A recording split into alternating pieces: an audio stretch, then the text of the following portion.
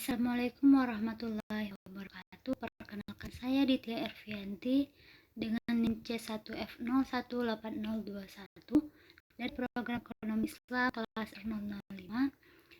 Kali ini saya akan membahas tentang sistem keuangan syariah pada mata kuliah akuntansi syariah dengan dosen pengampu Bapak Wirmi Eka Putra, SE, MSI.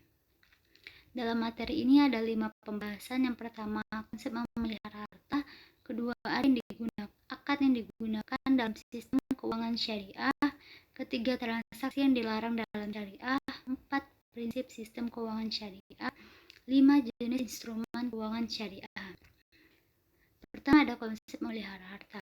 Dalam Islam, ada konsep untuk memelihara kekayaan agar bisa dimiliki manusia dengan baik dan juga bisa digunakan dengan bermanfaat. Tentunya banyak orang yang memandang manfaat uang hanya untuk hal tidak baik. Islam menganjurkan manusia untuk bekerja dan juga melakukan hal memang yang baik seperti berniaga dan bekerja. Menurut Rasulullah SAW, bagi mereka yang lebih baik adalah yang memperoleh hasil uang dari bekerja. Selain itu, mereka juga tidak malas dan juga tidak minta pada orang lain. Kedua, ada akad yang digunakan dalam sistem keuangan syariah. Jenis akad ada 2, yakni yang pertama adalah akad tabarruk, adalah perjanjian merupakan transaksi yang tidak ditujukan untuk memperoleh keuntungan. Tujuan dari transaksi ini adalah tolong-menolong dalam rangka berbuat kebaikan. Kedua, akad tijarah adalah akad yang ditujukan untuk memperoleh keuntungan. Rukun dan syarat akad. Yang pertama ada pada pelaku, syaratnya adalah orang yang merdeka, mukallaf, dan orang yang sehat akalnya.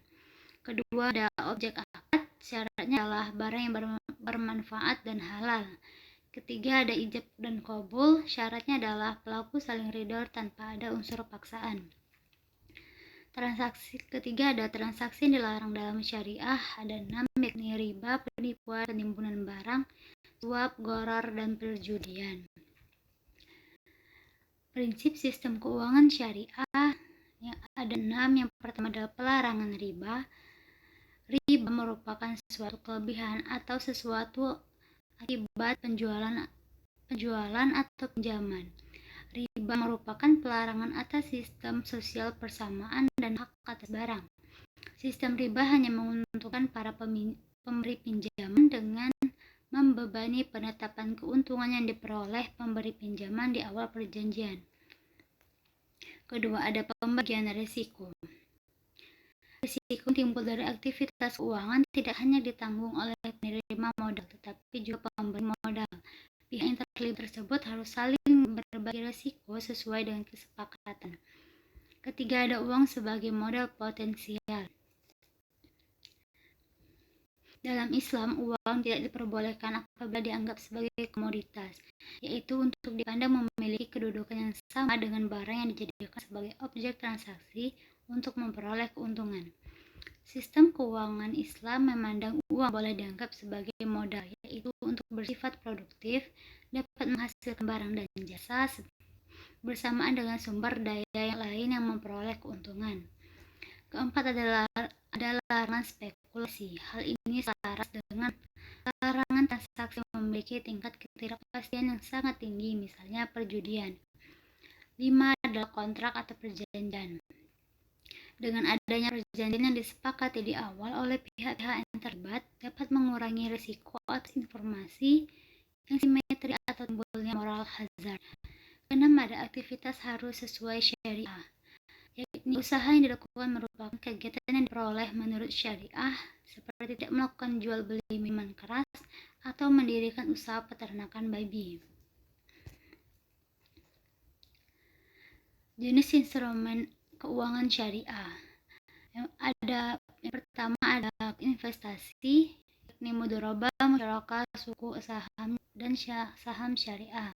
Mudharabah adalah bentuk kerjasama antara dua pihak atau lebih, di mana pemilik modal mempercayakan sejumlah modal kepada pengelola untuk melakukan kegiatan usaha dengan nisbah bagi hasil atas keuntungan yang diperoleh menurut kesepakatan di muka. Kedua, ada musyarakah. Musyarakah adalah akad kerjasama yang terjadi antara para pemilik pemilik modal untuk menggabungkan modal dan melakukan usaha secara bersama dalam suatu kemitraan dengan nisbah bagi hasil sesuai kesepakatan. Sedangkan kerugiannya ditanggung secara proporsional sesuai dengan kontribusi modal. Ketiga ada suku.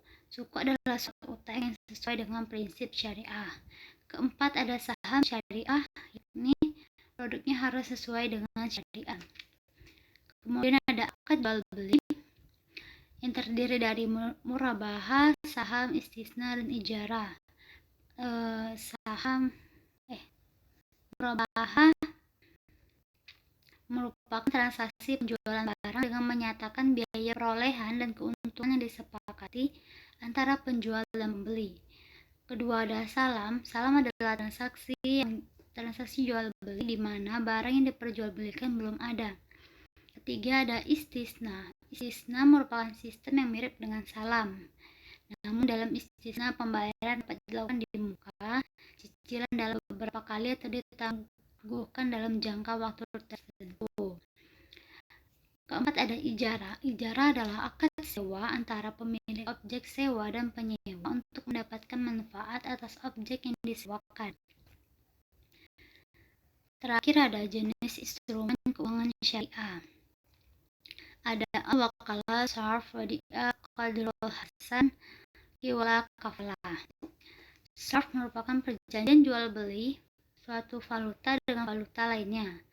Wadi'ah adalah akad penitipan dari pihak yang mempunyai uang atau barang kepada pihak yang menerima titipan dengan catatan kapanpun titipan diambil pihak penerima titipan wajib menyerahkan kembali uang atau barang titipan tersebut.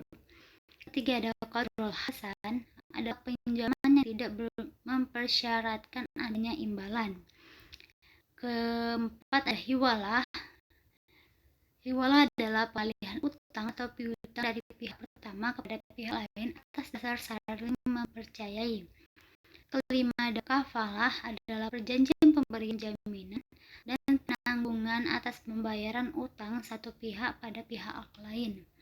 Keenam ada al-wakalah, yakni jasa pemberian kuasa dari satu pihak ke pihak lain. Demikian materi yang dapat saya sampaikan. Lebih dan kurangnya mohon maaf. Terima kasih. Semoga bermanfaat.